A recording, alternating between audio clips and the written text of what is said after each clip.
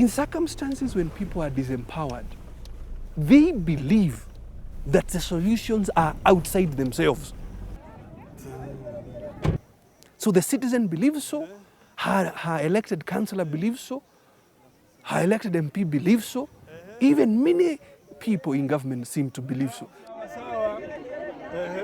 I believe myself, the biggest challenge of our time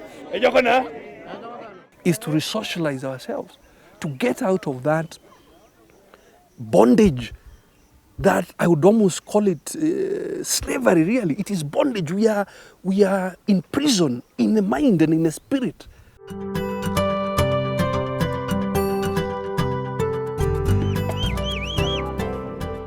My father died when I was a small boy.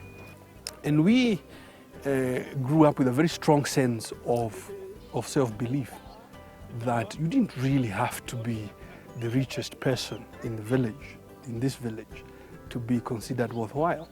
When I ran for public office to be elected Member of Parliament for Laikipia West, it was on a very lean budget, more to do with ideas, more to do with how can we add value to citizens and help them to realize their own potential.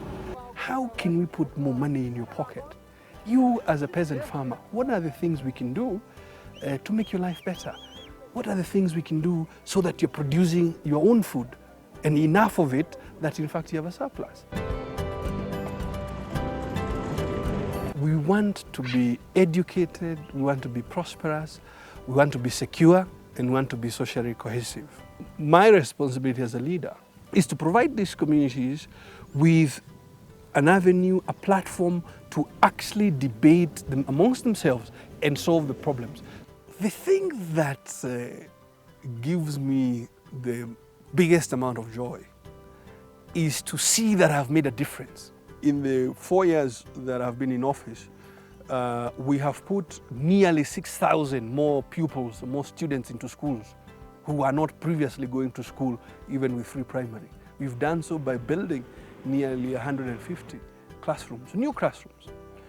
In the last 2.5, 3 years, nobody has died as a result of gunfights and so on, conflict, particularly between pastoralists. Before that, in a given year, we would have upwards of 100 deaths. And in the last 2.5 years, out of the work of Laikipia Peace Caravan, we have had no deaths. In the last 3 years, we estimate we have created somewhere in the neighborhood of 7,000 jobs. So, yes, we are achieving. Are we in Canaan yet? I don't think so. We have more work to do. We go to talk to young people, just to tell them who we are and where we came from. And many young people in that space of time have found their own selves, gone to university.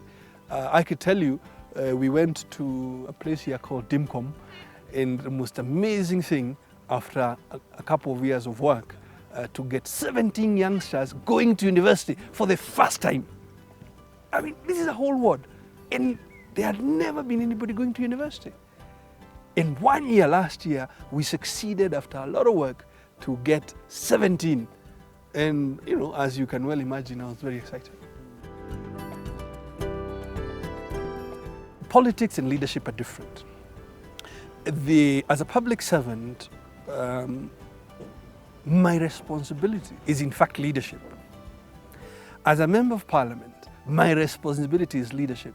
Yes, we need politics, being that politics is a process of communicating ideas, of getting power, and therefore using that power. My own style is to sit with people in barazas, not to talk to them, but to discuss, to talk together and reflect on what solutions will fit our circumstance. I think that is the first thing.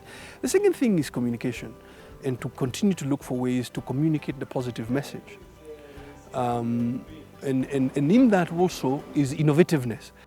It is about innovation, but it's also about creating institutions or anchoring those innovations, leadership innovations, in institutions so that those things will continue with or without Nderitu.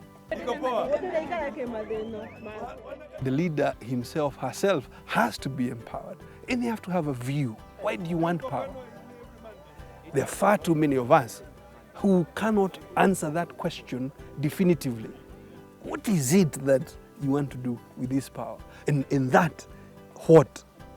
So some will call it vision and so on. But I think that's a key part of the leadership question.